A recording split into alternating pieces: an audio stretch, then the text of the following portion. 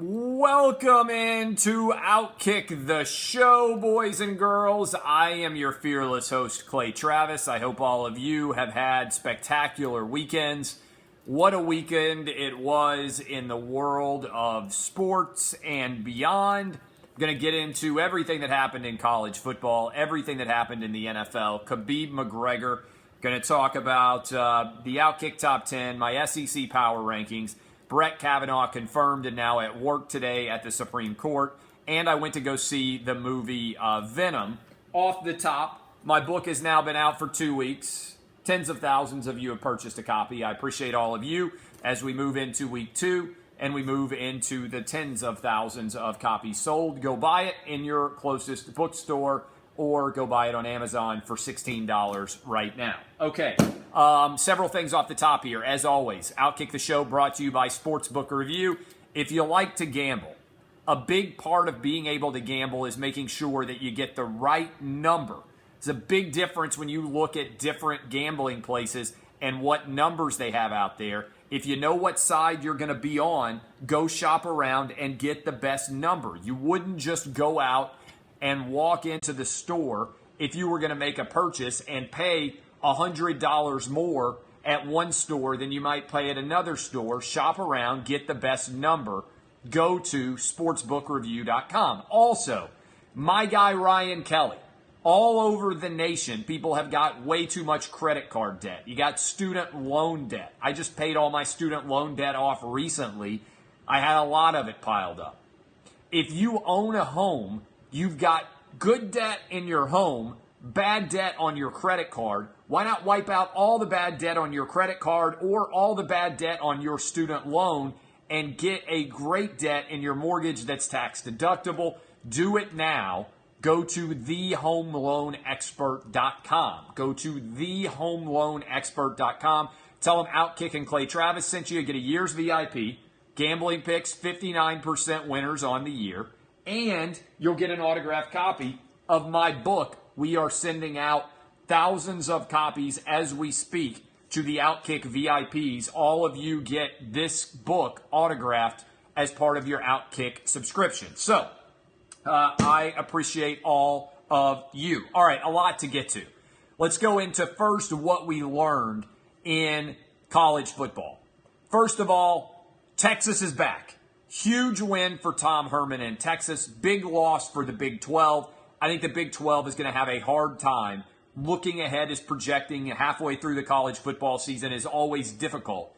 But it seems to me like the college football landscape is going to make it difficult for everybody out there to actually find a way to get the Big 12 into the playoff, given that there's only one undefeated team left in the Big 12. It's West Virginia. Their schedule is pretty bad as we go on. We'll talk about it. But big win for Texas. I think it's unlikely right now if you project out that the Big 12 is going to get a team in. There's only one undefeated team left in the Big 12. It's West Virginia. There's only one undefeated team left in the Pac-12. It's Colorado. I don't think either one of those teams is going to be able to contend for a national championship. Notre Dame went on the road and got a massive win over Virginia Tech. They dominated.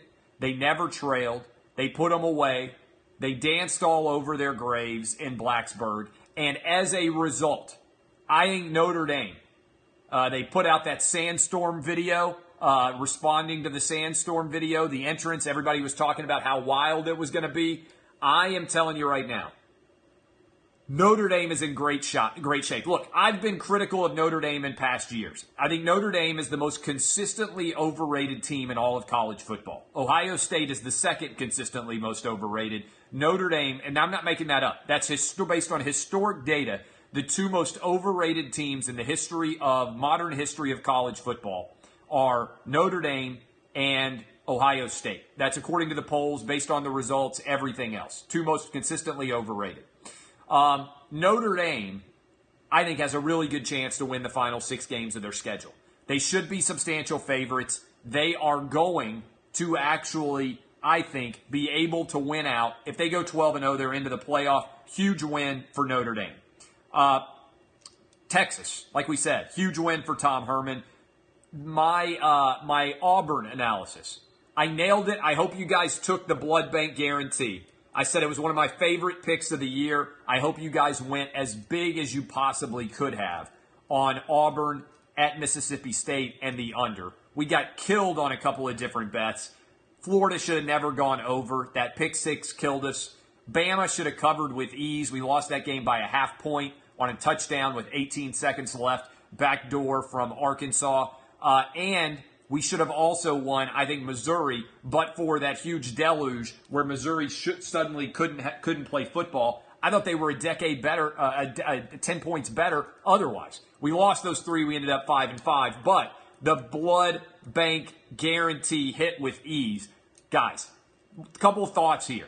One, they have got to get cameras that run the length of the goal line in major college football games.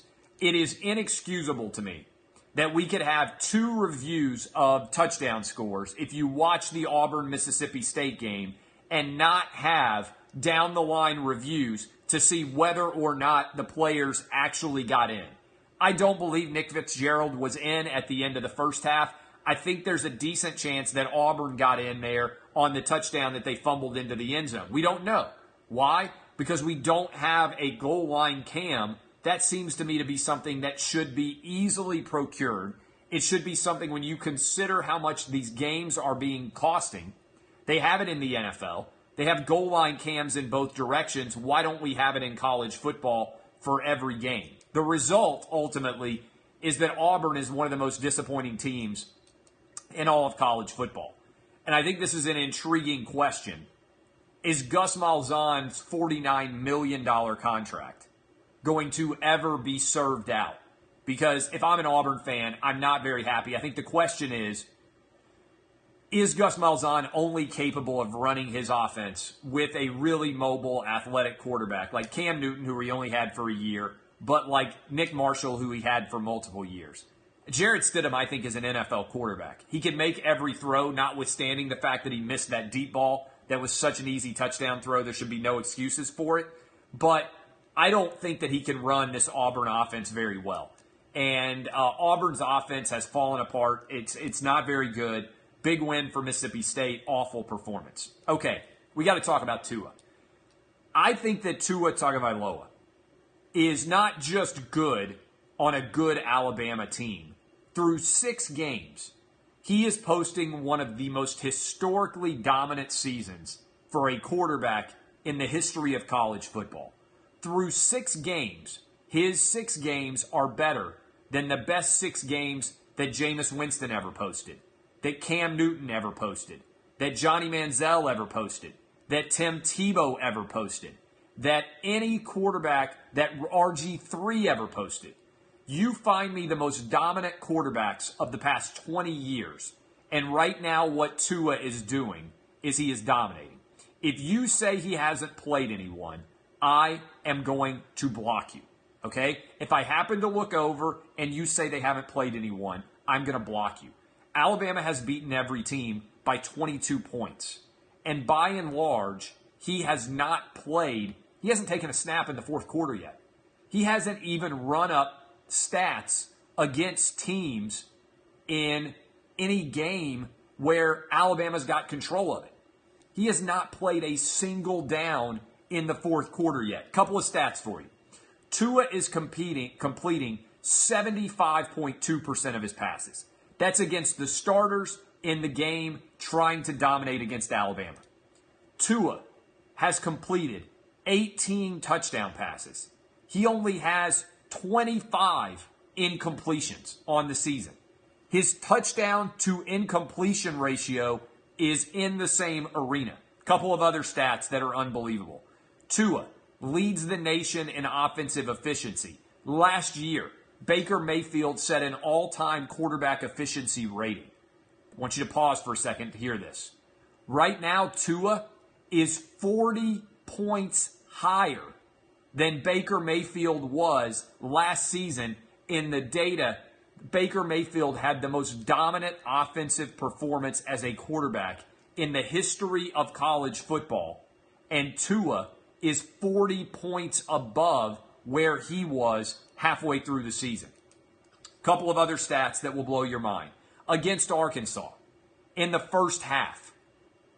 Tua, 10 for 11 for 334 yards with 4 touchdowns in the first half. He averaged 33.4 yards per pass completion. That is just unbelievable. The data on Tua and the expectations were insanely high. But it's not just that Tua at this point is a good quarterback or that he is the best quarterback that Nick Saban has ever coached. He may be the best quarterback if he keeps this data up in college football history, which is why Alabama is on track right now, and I don't say this lightly, to be the greatest college football team that we have ever seen. We have effectively given Nick Saban, who already had a dynasty, the quarterback who was capable of beating Nick Saban and put him on that team. If you think about who Nick Saban has typically lost to, it's typically been a quarterback like Deshaun Watson or Tim Tebow or Johnny Manziel, a transcendent Heisman Trophy caliber quarterback that no one can stop. To have the success that he has had this year, if anything, we are underrating what Tua has been capable of. This is an incredible performance. Okay, let me give you Florida. Big win for the Florida Gators. And let me give you really quickly here my Outkick top 10, and then we'll dive into the NFL. We got a lot of stories to get to today. My Outkick top 10, my playoff 4. My playoff 4 right now is pretty easy. I think anybody who's arguing for any of these 4 teams otherwise has not watched college football yet this year. And I think they should be in this order. Number 1, Bama. Number 2, Georgia. Number 3, I'm going with Notre Dame. And number 4, I am going with Ohio State. Okay? Anybody arguing any of those 4, anybody arguing anybody other than those 4 hasn't been watching college football. Clemson has not been good this year. They were fortunate to beat Texas A&M and Syracuse. Central Florida, not quite good enough, although I am intrigued to see how they do against Memphis this weekend. And West Virginia just doesn't have a good enough schedule so far. Okay, here is my Outkick top 10 for everybody out there. Top 10, it's getting difficult. It's getting really difficult to have a consistent top 10, but here's my top 10. Bama 1, Georgia 2, Notre Dame 3, Ohio State 4, West Virginia 5, Clemson 6, Central Florida 7, Penn State 8, Washington 9, and I've got a tie with all of these teams at 10 because they all have flaws, but I had no idea who else to put in there. And I keep looking for my water and realizing I didn't put it down here. I've got Florida, LSU, Miami, Oklahoma, Texas, Kentucky, Michigan, NC State. I got no idea who should be in the 10 spot. And it doesn't really matter. Power rankings. I got to go get my water. I shall return. Look at the backdrop while I'm there.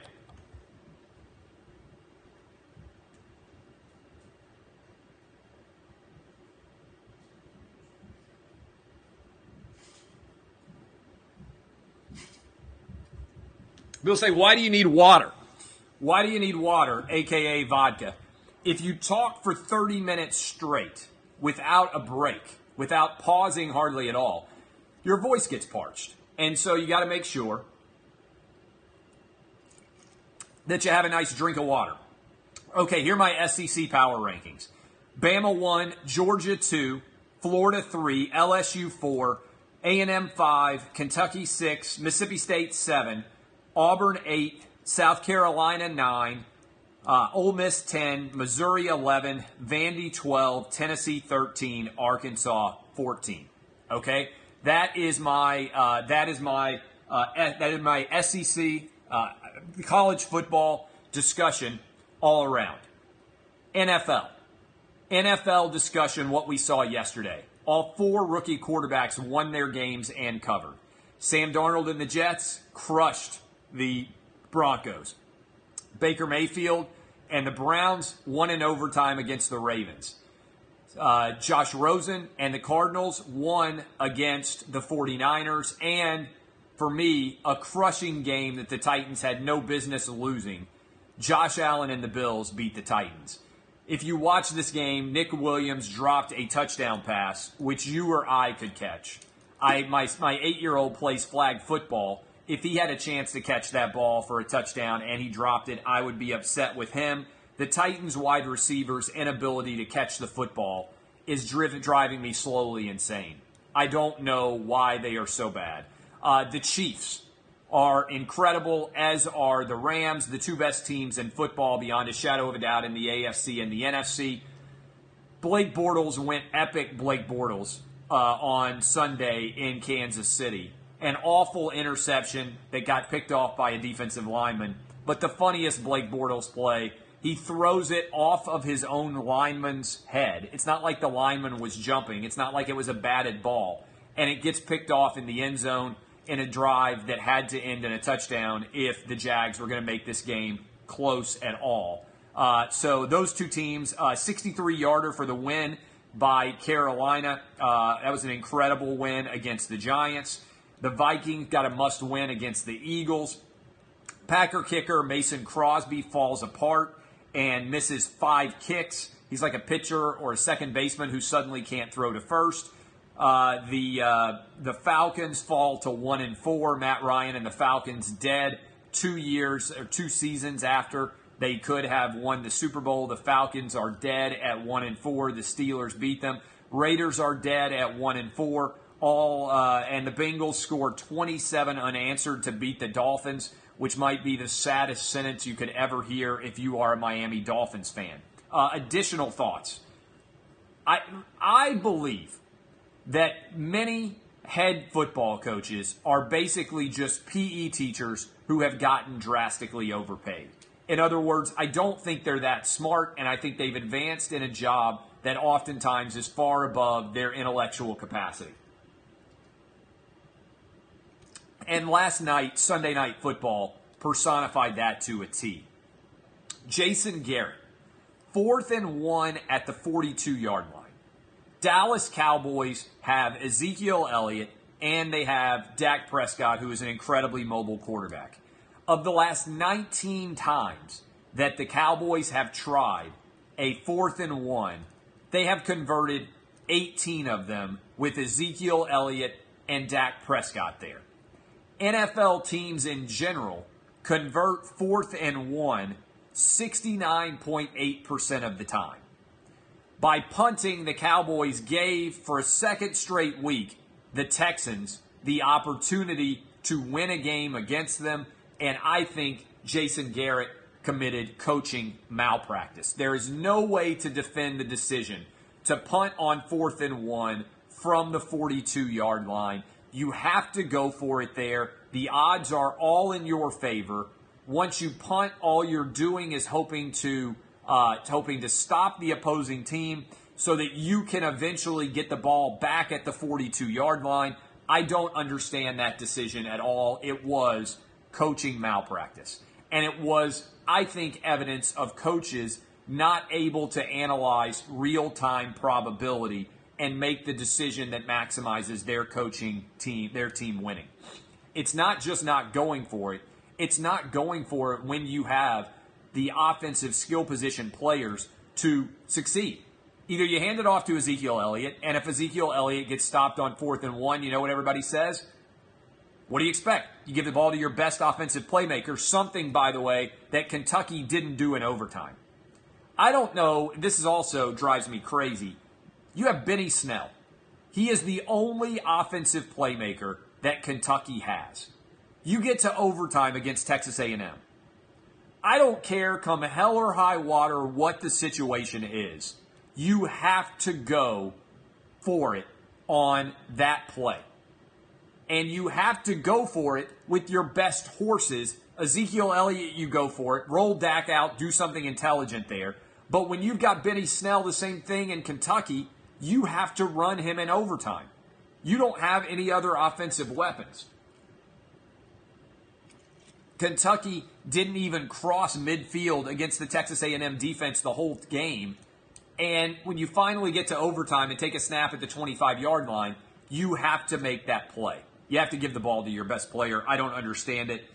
So that is my breakdown in general of the NFL. the Dak, and I thought the worst coaching malpractice decisions that I saw was Kentucky not giving the ball in college football to their warhorse in Benny Snell, and then the Dallas Cowboys deciding to punt.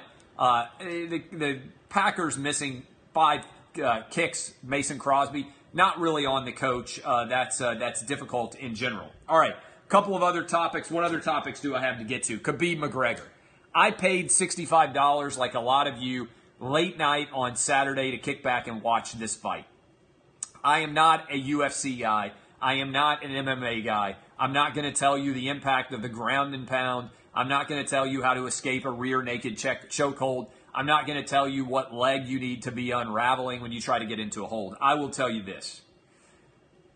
The overall coverage by the UFC of the brawl post-match was a utter disgrace. I paid $65. The minute that Khabib goes leaping out of the octagon, you've got to let me see that on your camera. When McGregor gets jumped in the ring, you've got to let me see that on your camera. I'm surprised that I'm the only guy complaining about this.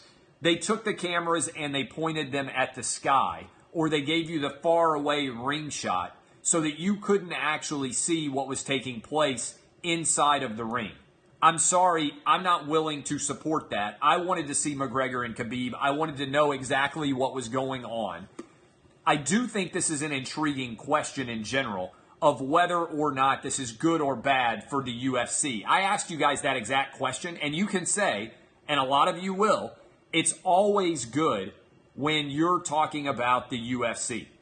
It's always good, Clay. You did an hour on your radio show this morning. It's the Monday after college football in the NFL, and you are right now talking about the UFC, McGregor and Khabib. So maybe that's your answer. Maybe it's always good, and that's a fair perspective. 24,000 of you voted in my poll this morning. I said, was the Khabib-McGregor post-match melee good or bad for the UFC? 59% of you said good.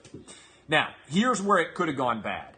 If Khabib had injured somebody sitting ringside, can you imagine the result for the UFC if when Khabib went to try to deck the dude outside the ring, he had somehow managed to hit a woman ringside and seriously injure her? Or if the brawl had really spread into the crowd and they had been unable to stop it and it gets even worse and it turns into a Malice at the Palace style result. Here is where I know the UFC and the WWE hate each other. But this is actually, I think, where the UFC benefits. Because much like in the WWE, when guys go outside the ring and start fighting, we have been conditioned to expect it in combat sports. So the crowd doesn't react in the same way that they did in the Malice at the Palace, where nobody really expects for NBA players to go into the crowd after individual fans. We expect for the fight inside of the octagon or the ring to spiral out onto the canopy surrounding the ring area. And so I think the UFC is going to dodge much condemnation over this. But I have to say this about the fight itself. I don't know. I'm going to order the next fight because I like to be entertained. I don't see any way possible Conor McGregor can beat Khabib. I watched that fight. I don't find it entertaining at all when guys get on the ground and grapple and they get put into chokeholds and submission holds and everything else. I'm not an expert in the UFC. I see 0% chance, maybe not zero, maybe a 1 or 2, a puncher's chance. Conor McGregor could catch Khabib in an early punch like he did Aldo and drop somebody and drop him maybe. But it seems like Khabib has a pretty strong chin. And I just did not in any way see it possible for Conor McGregor to win that fight. So if they do a rematch, I don't know why anything would be different. I think what happened is this. Conor McGregor may actually be angry. I tend to think that McGregor sells drama better than anybody in combat sports right now. So I don't think Conor McGregor felt it as personally as Khabib did. I think that when Khabib got Conor McGregor to tap out, I think that when Conor McGregor tapped out, Khabib was angry because McGregor was not injured enough. I think Khabib was legitimately mad. You know, everybody likes to get on Twitter and social media and be like, you mad? I think Khabib and all of his crew were legitimately mad. They did not like Conor McGregor. They don't like Conor McGregor's crew. They didn't buy in to the show. For instance, when McGregor and Mayweather fought, I think McGregor and Mayweather actually like each other. I don't think that Venom that they appeared to show in their press conferences is actually real. I think that they are. Angry.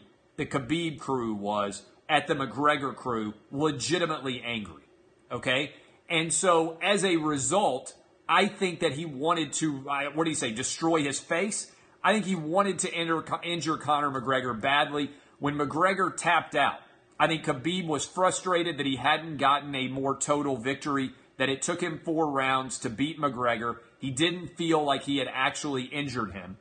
And so as a result, he was still furious and he decided to get outside of the ring, but he can't really hurt him. And so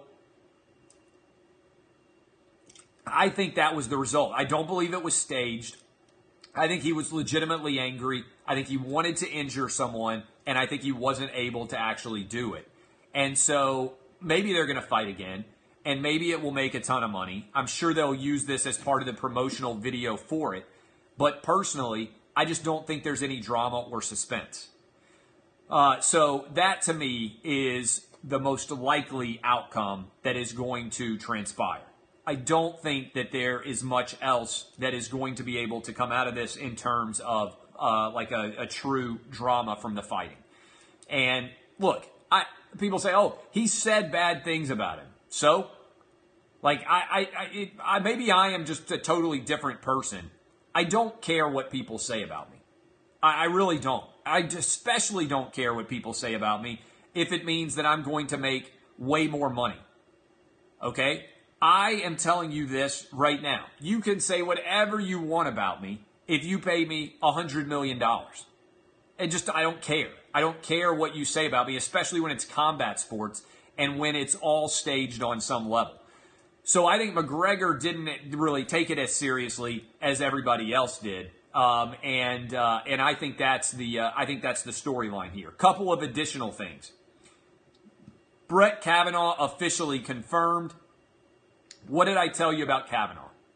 I said that this was going to be deadly for Republicans in Senate races running in red states. I told you that it was going to be a big deal in North Dakota.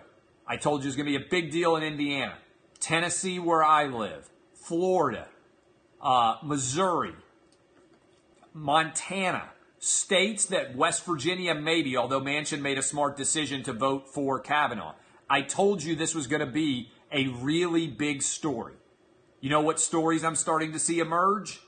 The gap that is opening now, that these races have all been nationalized in the Senate on Republican terrain. Today, news came out. Marsha Blackburn in my state has opened an 8-point lead over Phil Bredesen. Early voting starts October 17th. Phil Bredesen is not going to win this race because of how Senate Democrats behaved in that Judiciary Committee hearing. They cost Phil Bredesen potentially this election. Heidi is not going to win her election. Kramer's going to win in North Dakota. I think that Claire McCaskill is going to lose in Missouri. Beto is not going to win down in Texas to the extent that was ever going to be competitive. The Republicans are going to pick up Senate seats because of the way the Senate Judiciary Committee behaved. And the Democrats are going to have to take a step back and say, are we performing for a tiny segment of the population on social media that is perpetually outraged, or are we performing for the nation? Because again, social media does not reflect the nation. 20% of people are active on social media. Politicians are active on social media. Sports media figures like me are active on social media. If you just pay attention to social media, it will lead you completely astray. The nation is not on social media. And so when you allow social media to dictate your responses, what you are doing to a large extent is alienating a huge percentage of the population. And I think the Republicans have played Kavanaugh perfectly. I think they may lose the House. But I don't even know that that's bad for Trump, because then he can run against Nancy Pelosi in 2020 and blame the Democrats for being obstructionists. But I don't believe at all that they are going to lose the Senate. In fact, they're going to pick up seats in the Senate. And this is going to be a messy situation for Republicans because they have overplayed their hand. The Senate Judiciary Committee, I think, has led to a lot of people making different decisions than they otherwise would. So I told you before, I was undecided. When I saw the way that the Senate Judiciary Committee responded to Brett Kavanaugh, I decided to vote for Marsha Blackburn in Tennessee's Senate race. I'm voting for her, even though I really like Phil Bredesen. I can't vote for Phil Bredesen because of the way the Democrats behaved on the Senate Judiciary Committee. I am allowing that election to nationalize my vote. I'm viewing my Senate vote as a referendum on how the Senate Judiciary Committee behaved during the Brett Kavanaugh hearing. That was the worst possible behavior that I have seen in a long time. I don't approve of it. I didn't appreciate it. I don't like the precedent that they're sending, and I'm not going to reward them in any way. It's unfortunate for Phil Bredesen. I think he's a good dude. I think he's a good politician. I think he's very moderate. His colleagues on the Senate Judiciary Committee cost him that election in my mind. Marsha Blackburn opening up an 8-point lead. All right, finally. I went to see Venom. I took all three of my boys. I looked at the Rotten Tomatoes review. Everybody said Venom was awful. Boys loved it. I took my 10-year-old, my 8-year-old, and my 4-year-old. I took them to Venom, and it was phenomenal. Everybody loved it. We thought it was an outstanding movie. The boys particularly loved it. Don't listen to the critics. Venom, Tom Hardy was great. It was a lot of fun. My boys loved it. If you've got kids, young nieces and nephews, grandkids, whatever you've got, and you want to go take them into go see a fun movie, you will enjoy it. You'll be glad that you went. Don't listen to the critics. They had no idea. It was really entertaining, and it was outstanding. All right. Yes, my 4-year-old. My 4-year-old's growing up fast. When you have older brothers, you watch all the Star Wars movies. You watch all the superhero movies. Since he was 2 years old, he's been keeping up with his brothers. There was nothing in the new Venom movie that he hadn't seen before. He loved it. He's a smart kid. But I know that other parents are out there and know this feeling. When you've got multiple kids, the youngest chases after the older brothers. And so when we sit around and watch Guardians of the Galaxy, he watches with us. When we sit around and watch the latest Star Wars movie, he watches with us too. He's trying to keep up with his brothers. He loves the superhero and the Star Wars movies. So they loved him. All three of the boys absolutely loved it. Loved all of you. Appreciate you spending your Monday morning with us. It is Columbus Day. I still like Christopher Columbus. Evidently, everybody's supposed to hate him now. Big Columbus guy here. Go Columbus. Glad you discovered the new world. Props to you for getting on the ship, even when everybody else told you you were an idiot. I love all of you. My name is Clay Travis. This is Outkick the Show, primetime edition. Lock it in. Going on again tonight. We will be on after the Dodgers and the Braves. So for everybody out there who is watching Dodgers-Braves today on FS1, leave your televisions on. We will be on 15 minutes after that game. 15 minutes after that game, we will be on Dodgers-Braves FS1. Appreciate all of you. Kisses. I'll see you this evening. My name is Clay Travis. Watch Lock It In. This has been Outkick the Show. Go buy your books. Go buy your books. Sign up for Outkick VIP. You get an autographed copy. This has been Outkick the Show. Kisses from me to you. DBAP. Unless you need to SBAP. See y'all. Bye.